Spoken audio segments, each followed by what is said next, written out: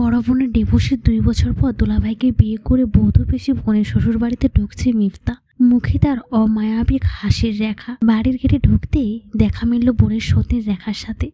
বোনের সতীন না, এখন তার নিজেরও সতীন বললেও চলে। রাহাতের বউ আছে, সব জেনে শুনে বিয়েটা করেছে মিফতা। স্বামীর সাথে অল্প বয়সী মেয়েকে বধূ সাজে দেখে চমকালো রেখা। হিতাহিত জ্ঞান শূন্য হয়ে ফেলাফেল চোখ দাঁড়িয়ে রইল। তাছাড়া রেখা আজ সকালে জানতে পেরেছে সে প্রেগন্যান্ট। অপেক্ষা করছিল কখন রাহাত বাড়িতে আসবে আর খুশির সংবাদটা শোনাবে। অবশেষে রাহাত তো এলো, তবে সাথে কিনা নববধূ বেশি এক মেয়েকে নিয়ে এসেছে, অল্প বয়সী মেয়ে। ঘরের ভেতর থেকে মরিয়ম ভাই এর সাথে এক মেয়েকে দেখে বাড়ির সকলে ডাকলো, আম্মা আব্বা দেখো ভাই গাড়ি নিয়ে এসেছে। তার ডাকে বাড়ির সকলে উপস্থিত হলো। এই রুনা বেগমের মধ্যে তেমন কোনো ভাবান্তর নেই, যেন এই আর তেমন কিছু ব্যাপার না। শান্ত ভঙ্গিতে জিজ্ঞেস করলো, রাহাত তোর সাথে এটা কে? রাহাত উত্তর দেওয়ার আগে মিফতা উত্তেজিত হয়ে উঠল। সে কি শাশুড়ি? ছেলের পাশে বসে যে একটা মেয়ে দেখেও বুঝতে পারছেন না কে হতে পারে? আরে আমি আপনার ছেলের বউ গো, নতুন বউ। আর হ্যাঁ ননদিনী, তোমার কি আক্কেল নেই নাকি? বড় ভাই বিয়ে করে এসেছে, কোথায় বরণডালা সাজাবে তা নয় ঢেকির মতো দাঁড়িয়ে আছো কেন? জামাই নিয়ে বাড়িতে থাকছো, খাচ্ছো, আমার বোনের অন্ন ধ্বংস করছো, আর আমাকে বরণ করছো না? বাবা কি সুন্দর! রুনা বেগম রাগী কণ্ঠে বলল, বেয়াদব মেয়ে রে বাবা। এই মেয়ে, আমি তোকে প্রশ্ন করছি? বাচালের মতো বকবক করছো কেন? আমি আমার ছেলেকে প্রশ্ন করছি, সে উত্তর দিতে জানে। বোবা নয় সে, তুমি নিজের মুখ বন্ধ রাখো। মিফতা পাশে দাঁড়িয়ে থাকা রাহাত বলল, ও আমার বউ মিফতা, একটু আগে কাজী অফিস থেকে বিয়ে করে নিয়ে এসেছে। রুনা থমকে দাঁড়িয়ে থাকলো কিছুক্ষণ। ছেলেকে কিছু বলার নেই তার। তার মধ্যে পোলা মানুষ 2-4টা বিয়ে করতেই পারে, সে আর এমন কি ব্যাপার? আদেশের সুরে বলল, বিয়ে করেছিস এনেছিস ঘরে নিয়ে যা, আর এই মেয়েকে বলে দিস মুখে মুখে তর্কে কম করতে। বলেই পা বাড়ালো চলে যাওয়ার জন্য। তখনই পিছন থেকে মিফতা চেঁচিয়ে উঠল, সে কি শাশুড়ি? আমাকে বরণ করা হবে না নাকি? হতে পারে আপনার ছেলের অনেকতম বউ আমি, সে আগে বিয়ে করেছে, কিন্তু আমার তো প্রথম বিয়ে এটা, আমি বরণ ছাড়া যাব না।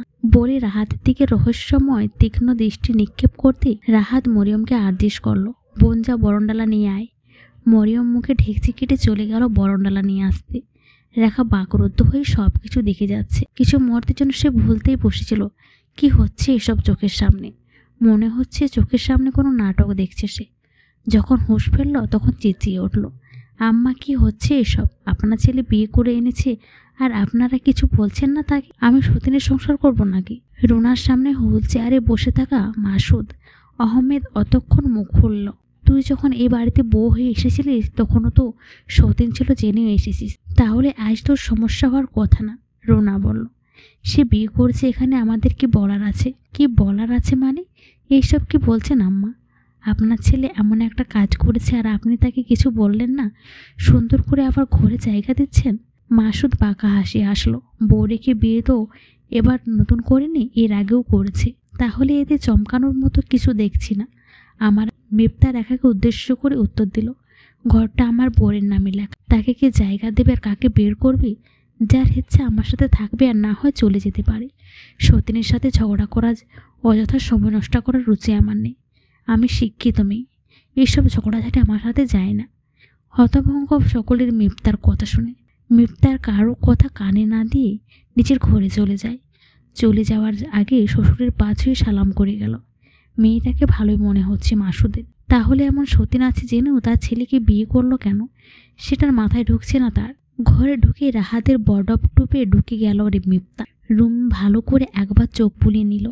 একা একাই বলল, খুব সুন্দর ঘরটা, বেশ পছন্দ হয়েছে আমার। তার পেছন পেছনে সতীন রেখাও ঘরে প্রবেশ করল। রেখার কর্কশ গলা, এই মেয়ে আমার রুমে এসে শুয়ে পড়লি কেন? রেখার কথার জবাব না দিয়ে মিফতা বলল, আমি তোমার অনেক বছরে ছোট হব, শুনেছি ছোটদের আদর করলে সম্মান পাওয়া যায়, ছোটদের সাথে যে যেমন করে সে সেরকমই ফেরত পায়, সুতরাং আমার সাথে তুই তুই কারে করবে না, একদম সুন্দর করে তুমি করে বলবে। মিফতার কথায় বেশ অবাক হলো রেখা। এই যে ঠান্ডা মাথায় হুমকি দিচ্ছে। রেখাকে কিছু বলতে না দিয়ে মিফতা আবারও বলল, ভালো ব্যবহার করার অভ্যাস করে তোলো এখন থেকে, নয়তো নিজের সন্তানকে ভালো কিছু শেখাবে কি করে? বলে বাঁকা হাসলো। এবার আর কিছু ভাবতে পারছে না রেখা। সে প্রেগনেন্ট সে কথা মিফতা কি করে জানলো?